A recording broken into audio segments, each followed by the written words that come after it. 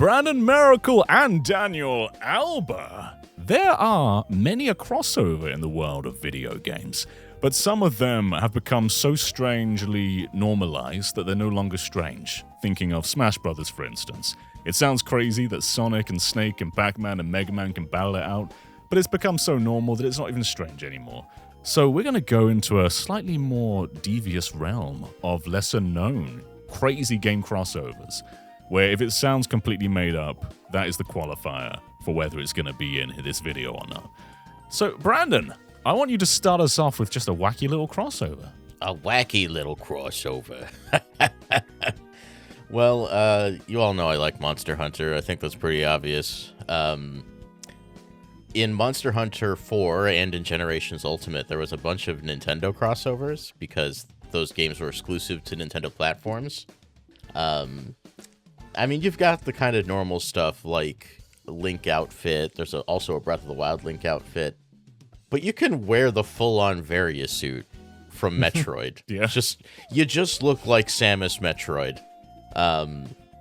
And I sent you guys a picture of this, but, you know, the nature of Monster Hunter, there's 5 armor pieces. So you can mix and match stuff. So I decided to wear Link's waist and shoes and everything else Samus, and it just looks like Samus is growing out of Link's waist. Some really funny stuff you can do there. Like, you get weapons, too. Like, Link, you can get the Master Sword or the Ancient Bow from Breath of the Wild. Samus comes with a bow gun that's just her arm cannon, but ginormous.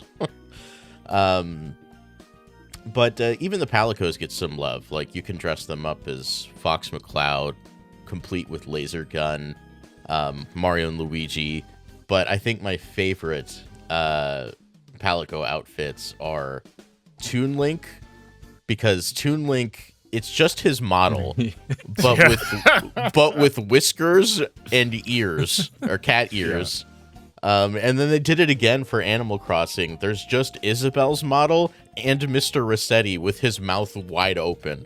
It looks weird. Honestly, it looks kind of bad, but I don't know. I love it because they just kind of don't care. This is something they embraced less in the Switch era, but on Wii U and 3DS, Nintendo are pretty open to letting third parties just use their IP in little crossovers. Stories did this too, right? Yeah, in the original version of Monster Hunter Stories on 3DS, you could get a Link outfit, armor and weapon set, and Epona was a hatchable monstie, so she could join your team as a monster. Born from an egg. Yeah. On this sort of era of Nintendo, there's a few games that use their IP, a few third-party ones. And one that comes to mind is Scribblenauts Unlimited, because you can just type in Mario or Luigi or Peach or Bowser or Toad or a Mushroom or a Superstar or Link or Zelda or Sheik or Ganondorf, and they're just going to appear and they'll start like interacting with each other. Like you can summon a Goron, give him a Superstar, get Ganon, and Ganon's going to like be coming to like charge at him, but because he's Superstarred up, he's just going to defeat him in one hit. So you've got all these strange Nintendo crossovers. It's mostly just Mario and Zelda, but there's items too, like the hook shot and the rupee. And you can just summon all of them and have them interact with each other, which is really, really rad. Man, yeah, the entire Wii U version, or Wii U era, had so many different crossovers with Nintendo properties that I remember very clearly from from that as well. The one I think about, it's just fresh in my mind right now, is Bayonetta 2. Because once Nintendo swept them right up, they got real cozy and they let Bayonetta dress in so many different outfits that you wouldn't expect. It was like Peach and Daisy in a tutu, and when she uses the Wicked Weaves, it's Bowser's fists and feet instead attacking. They dove so far in with that one. The Link outfit, like she can use the Master Sword, but also the halos turn into rubies, and they make the Link to the Past sound effects when you collect them. Mm-hmm. Samus outfit just has an arm cannon. When she does the dash, she just turns into a morph ball. Like they went fully in on all this. I just released a video as we're talking right now explaining how in Bayonetta 2 specifically, now that one had the new outfit for the Star Mercenary, which is Star Fox's outfit. And it turns a stage later in the game, late game, into just an R-Wing section, which is just the funniest thing ever. Blast. Yeah, that's what makes this a crazy crossover. It's like a couple of outfits, sure, but that's a full-on Star Fox level at that point. Mm-hmm. That was crazy. I love that. I don't think I've ever played that level in Bayonetta 2 the normal way. Yeah. I remember too, there was an interview with Nintendo, I think it might be Nawata Asks, where they said were there restrictions to using Nintendo costumes? And they said originally we were quite conservative with it, and they said that the Link costume wasn't sexy enough. So Nintendo, some horn dog at Nintendo was like, you've got to up the sex appeal on that Link costume. Platinum Games. Yeah, they had to open that shirt up more to be more revealing. Yeah. But apparently it wasn't enough. That's how we got Crystal and Star Fox. It's Miyamoto. Yeah, there's a few horn dogs over there. Just to stay in the Wii U era, because this is kind of one big group right now. Project Zero, or Fatal Frame, Maiden of Blackwater. Fatal Frame for the Wii and Wii U era was kind of first party. It was exclusive to Nintendo, and Nintendo published every game in that series, from 4 to the 2 remake to Maiden of Blackwater. And in Maiden of Blackwater specifically, you can get Zelda and Samus costumes, Zero Suit Samus costumes. It's a horror game, but of course it's Koei Tecmo, so they fill it with a bunch of weird costumes like schoolgirl outfits and bunny ears and things. But another one you can get is just Samus and Zelda costumes. You can be fighting these horrific ghosts while having just this full-on Zelda dress being Dawn. It feels like in this particular era especially, it was a lot of Zelda and Samus specifically. Yeah. Just to throw another Wii U one, we also had Tekken Tag Tournament 2, which is one of the coolest ones, because every single character in the game has a Nintendo costume. Every single one. There's only a couple variations. There's Mario, Luigi, Link, Ganondorf, Zelda, Peach, Captain Falcon, Toad. Wasn't there also an item mode? Yes, there was also a Mega Mushroom mode where poisonous mushrooms and Mega Mushrooms and superstars appear. And there would be Mario music in the background. All the items are affecting your fighters. Wii U also had Tekken Ball, which the other versions of Tekken Tag Tournament 2 didn't have. But yeah, a lot of Nintendo stuff in there. And it's made it my favorite version of that game by a lot. It's just so cool to have Panda dressed as Peach. Those are great. But did that allow you to drive a BMW like in Mario Kart 8 when they did that crossover? They were reaching in that era for sure. I think the BMW also was a costume in Super Mario Maker as well. You can just have Mario drive a car. It was. Mario Maker has so many crazy crossovers, not just with games, but just with actual real people. And other mascots. I think Shaun the Sheep had one as well. That was another one that had a costume. Another funny one was just a Japanese idol group called Baby Metal. Just the three of them, 3 idols in one group. And I remember when they do their little crouch, it's actually modeled after one of their albums where they're just laying flat on the ground, and it's just really funny. Mario Maker was a treasure trove, because you got a bunch of crossovers with recent releases, and you just got some idol from Japan that you've never heard of, and now they're playable in platforming levels. Game Center CX had one, I think, as well. Yeah. There's some anime that had some just some of those characters on there. Hello Kitty had a lot of crossovers during this time as well. We didn't get this, but in Splatoon, I think Splatoon 2, there was a Hello Kitty tournament, a Sanrio tournament. There was 4 characters. It was Hello Kitty, My Melody, Pom Pom Purin, and Cinema Roll, and there was a tournament between all of them. Now, we didn't get that. I wish we got that in our filthy, dirty American style, but Splatfest instead. You just reminded me of the Squid Girl outfit from Splatoon 1. And that's the only actual anime crossover that series has ever had, I think. We can leave the Wii U era in a second, but one more game to throw out there is Sonic Lost World, which had some just ridiculously cool Nintendo DLC. The Yoshi one was pretty cool. It's mostly just a side-scrolling Yoshi level. You can find eggs and hatch them at the end of the level. It's cool. But the Zelda one is a totally different kind of level that Sonic Lost World never touches, where it's a sandbox. And you just get to explore this small Hyrule field, which has a few secrets in there. You can homing attack and kick the cuckoos and make them chase you around. There's a lot of Ocarina of Time stuff in there. Sonic's wearing Link's tunic. Link's flying on a loft wing in the sky. There's treasure boxes you can open. There's heart containers you can get to extend your heart container within a very small level. It's crazy how far they went with that one. And I think it's one of the best levels in the entire game. It's kind of fitting that the best level in the Sonic game is a Nintendo stage. Yeah, but it's a really cool premise, and Sonic Lost World's a really linear game. But just to give it a sandbox, it kind of worked. Yeah, it's honestly the most memorable part of Lost World for me. Yeah, but yeah, I mean, these days Sonic is crossing over with anybody. I mean, just look at Sonic Cross Worlds.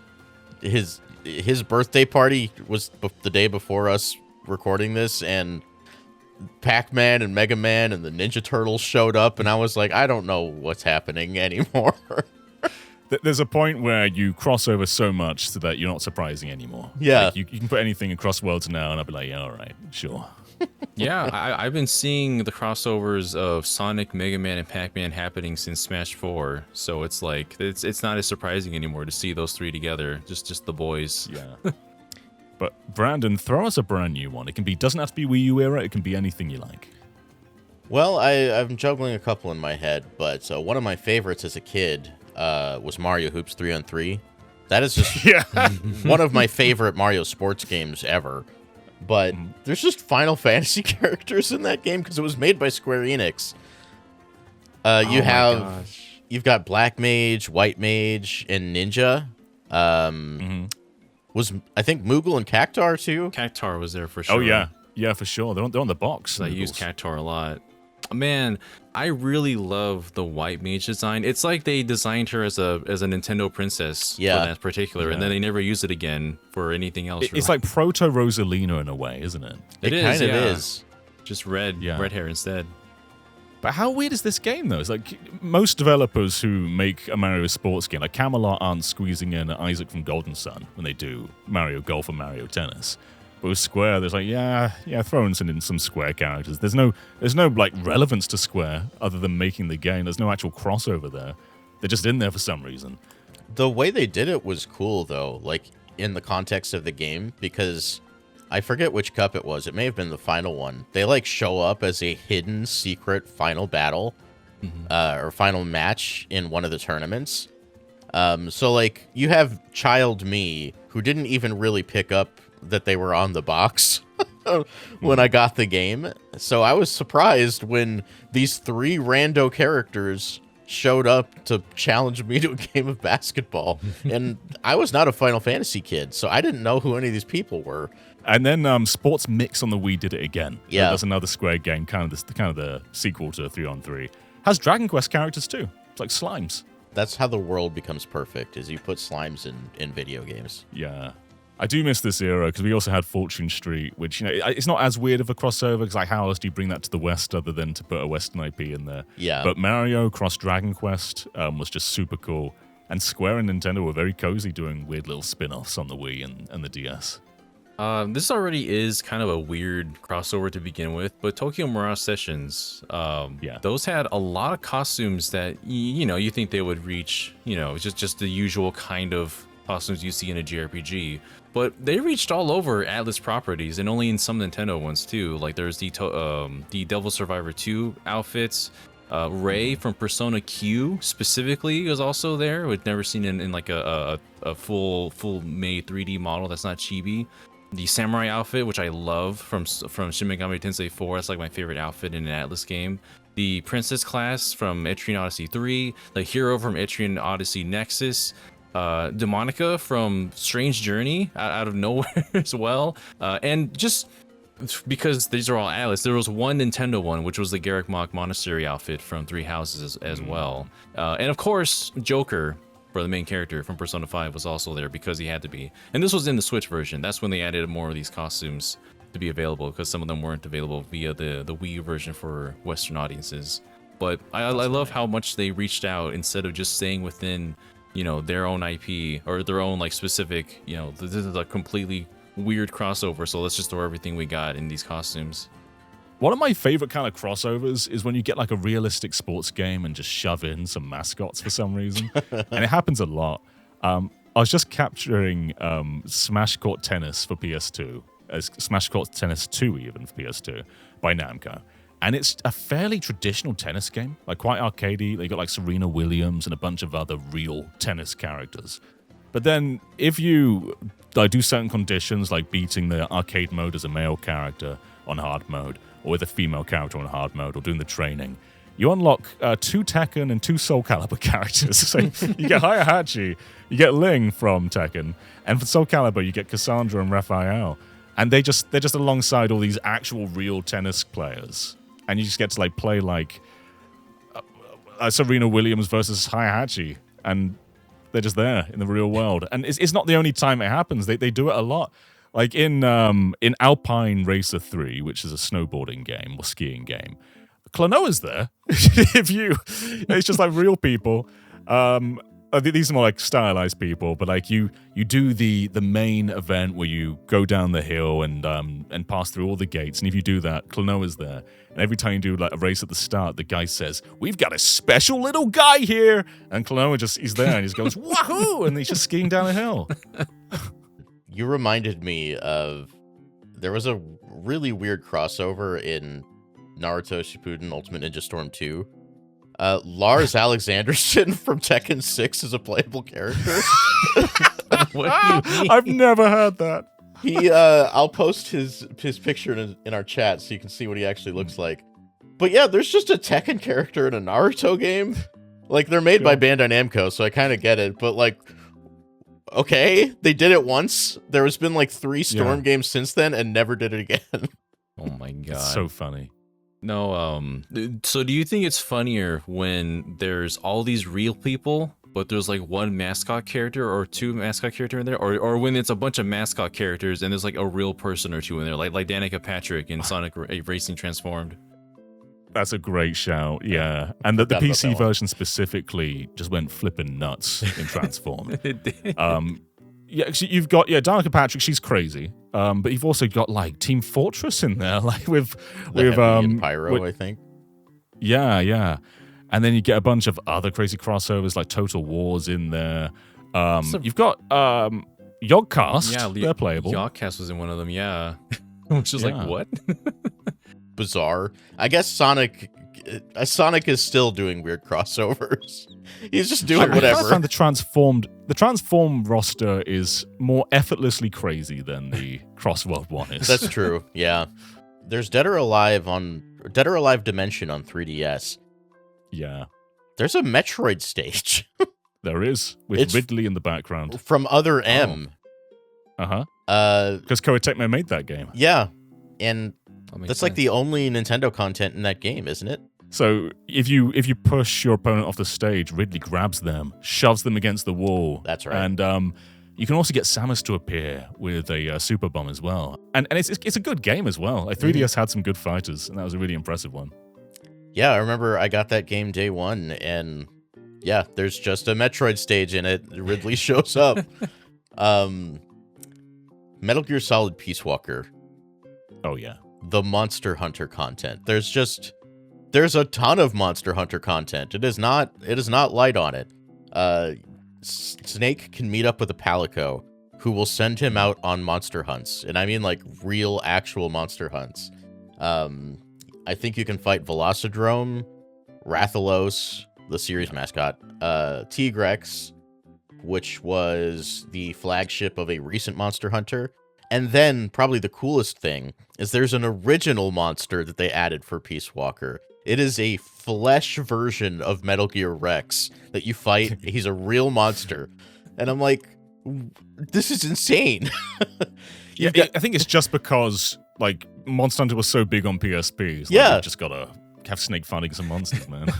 They go whole hog with it, too. Like, and he's fighting with guns, of course. Yeah. But, like, he can pull out the barbecue spit and start cooking. But I think it's just rations. It's not even meat. Yeah, it's so good. This is like post-game content, too, isn't it? Yeah. I love how crazy Metal Gear gets with these, because we all know the Metal Gear Solid 3 has the Ape Escape content as well, just out of nowhere. Yeah. Like just the fact that Snake can like contextually interact with these other IPs and make it feel so like natural is just great. I'm glad you mentioned Ape Escape, because on the opposite side, you have the even cooler one, which is Metal Gear Solid from Ape Escape 3, where they just make a whole ass Metal Gear within Ape Escape. It's like 40 minutes long. You have like Metal Gear mechanics, like you can crawl, you can get a cardboard box, you have a gun. It's got all the like, MGS2 mechanics, where you can go in first person. It's got the fixed camera angles. You've got a gun. Where you flick the right analog stick back to sort of launch it. It's got some Ape Escape stuff in there, but it's all about saving Snake and then taking down Metal Gear from Monkey Ocelot, and then you fight him on the top of the Metal Gear at the end. It's nuts. They didn't bring back the voice actors. That's the one weird part. Like you've got the Colonel and you've got Snake in there, but they've just got some random ass people voicing them. Oh, weird. Yeah. God, I love it when. You mentioned it before, but I love when crossovers just go like whole hog. Like it's more than just a cameo, like fully embracing the other IP. Yeah. A pair of games that don't do that.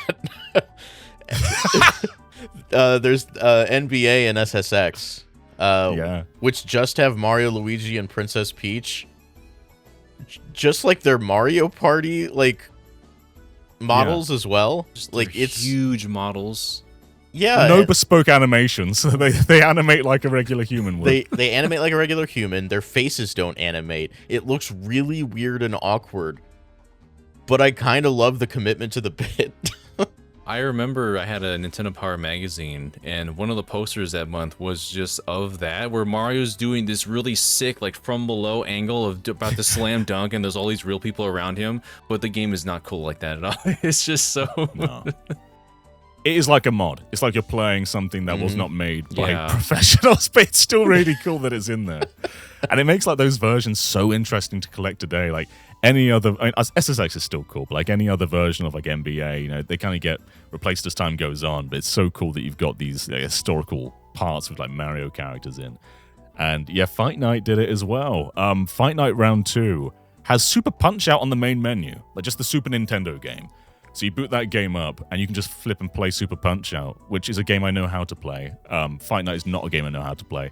But Little Mac is also in Fight Night.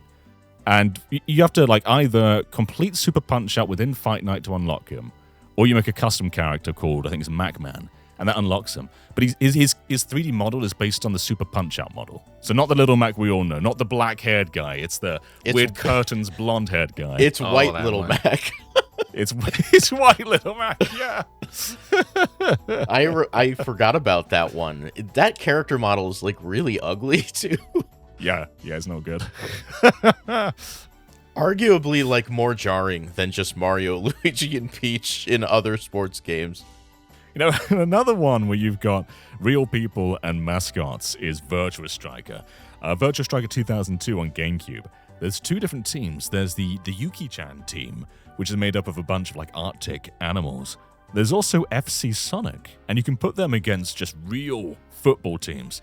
So you can have England versus Sonic, and it's made up of like Sonic, Tails, Knuckles, Amy, Eggman, a Chow, a Dark Chow, a Hero Chow, and they're all just using their Sonic Adventure 2 models, but with the real Virtua Striker animations just put on them, and it looks so flippin' bizarre. You reminded me with Lil Mac. Was it Takamaru in Samurai Warriors 3 that had like his own little stage as well? That was really random. His own campaign. Yeah. His own campaign. It's a Mysterious Murasame like castle remake within the Dynasty Warriors engine. That's so cool. Yeah, it's like a free that was news to me. The Tanuki statues. Yeah, I say remake. It's still like very like Samurai Warriors in its gameplay, but you're going through like retelling the story of Murasame Castle through just like Muso levels. And yeah, it's Wii exclusive. It's pretty elaborate. And yeah, you play as Takamaru in like this totally redesigned 3D way. It's the only thing Mysterious Murasame Castle's really had other than that Nintendo Land minigame. Mm-hmm. That's crazy. So cool. It's super. I'm glad you mentioned that, Dan, because that missed my mind. That's super, super cool. And of course, while we're not really talking about games such as Smash and PlayStation All-Stars, I think we should mention one of the original crossover fighters, being Fighters Megamix for the Sega Saturn, which was primarily a mix of Virtua Fighter 2 and Fighting Vipers. But there's also a few crossover characters. Some of the Sonic the Fighters characters, like Bean and Bark, are in here. But the most interesting one is absolutely Hornet. Just Hornet. Just the Daytona USA car on its hind wheels, punching and just going head-to-head with actual fighting game characters. It was so surreal, and it's still incredibly surreal today. But there's more characters in this game too, like there's some from Virtua Cop, there's some from like Virtua Fighter Kids, and it's just a crazy little roster, and one of the most fun games on the Saturn. So I think Smash clones are pretty normal today. Like, you can sort of mix anybody together, and it's like, yeah, sure. Back on the GameCube though, this wasn't long after Melee. Only in Japan released Dream Mix TV World Fighters. And I was at a friend's house, and with two other guys. They were very familiar with this game. I'd never heard of it in my life. And they said, like, do you want to play that fighting game where you play as Barbie and Optimus Prime and Solid Snake and Bomberman? I was like, I was pretty sure they just made a game to mess with me. But it exists. Yeah. And like you're mixing together like Hudson, Konami, Mattel, and all these other weird brands into this pretty competent Smash clone. But yes, Optimus Prime just gets to punch like it's not quite Barbie. It's like a Japanese version of Barbie. You just get to mix them all together, and it's so strange. Goemon's in there as well. I'm looking at the box art, and there's like this really like almost uncomfortable 3D model of the main character from the Beyblade anime. Yeah. Why is he here? Oh my god. Why is anyone there? Yeah. This is like one of the few shocking Smash kind of fighters. Where it's like, I look at any other one like Nickelodeon, I'm like, yeah, sure, they can fight against each other, but I don't know. I kind of draw the line at Optimus Prime versus Solid Snake. God, that's so funny. There was another one on GameCube that didn't come out here in the West. It was Battle Stadium DON. It's Dragon Ball, One Piece, and Naruto, which, you know, they're all jump properties. Cool. Yeah. But it was a Smash Brothers like, which you know, they have the Jump Versus series like on DS, and there's modern entries of that as well. But there was something really special about that game in particular because it was very Smash coded. Like they were not hiding their inspiration at all. And as a wee little Dragon Ball and Naruto fan, I was eating good. I want to stay slightly on Konami, following Dream TV. We also had Konami Crazy Race on the GBA, which was like a Mario Kart clone, just full of Konami IP. But even if the IP were fairly common, like Metal Gear and Castlevania, like instead of Snake, it was Grey Fox. Instead of Simon, it was Dracula. You've also got stuff like from Gradius, Vic Viper, Pop and Music. So some strange ones in there, and it makes for a really interesting crossover. But the gameplay itself, actually, I liked a lot more than Super Circuit. It's like a very competent Mario Kart clone, which is like some really cool IP mixed together, but not necessarily all the ones you would expect. Konami was kind of on a roll because they did that again with Extreme Skateboarding. They did. They had Snake, Raiden, Frogger, and unnamed Vampire Hunter. All skateboarding. Yeah. With Metal Gear Solid 2 Substance, the one after Sons of Liberty, there was also a mini game on the second disc, which is just using that engine to let you skateboard around the big shell as Snakes. It's like a little demo for that game. You could just put Snake in any like kind of circumstance and situation, and I'm kind of here for it. Usually makes it better. Yeah, it works with that, huh? Yeah. It's a little bit safer because it's all Namco. Of course, I had to bring up Tales of the Tales series, but it's still funny because most Tales games you can like have costumes in which you're matching characters from other Tales series. Like, they're very common to have cameo outfits. But Tales of Vesperia, for some reason, they went crazy with these in particular. Like, your characters can dress as Mr. Driller.